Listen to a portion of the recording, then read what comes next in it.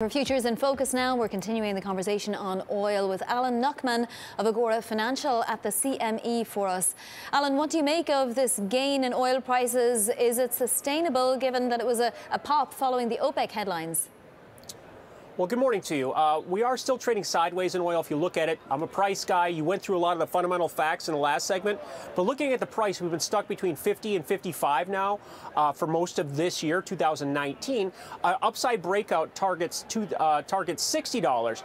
So I think the key component that we're going to talk about, I'm sure, is the dollar.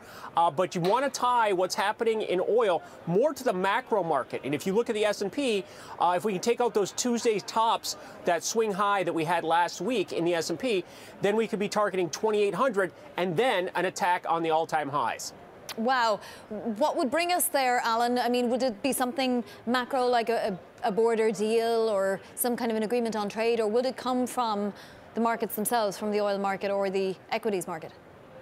Well, I'm not so sure, but looking at the price action, you've got to be pretty confident in the way that stocks have rebounded. And you've seen this almost exact same price pattern in the oil market because there was so much overblown concern about the global growth slowdown. Again, let's put the word growth in there because that was a concern. Now, we're not actually slowing down, but the pace of growth was worried to slow down. So to get to the dollar's up here very close to its year highs.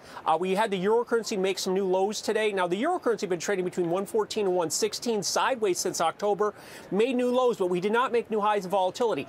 That's often a sign that a bottom is in. We'll have to wait and see. I'm not so sure that the dollar has any more power left in the fact that 97.50 is a halfway point over the last 4 years, and We're very close to that. And we're not looking at any rate hikes in 2019. So this may be the last gasp in the dollar.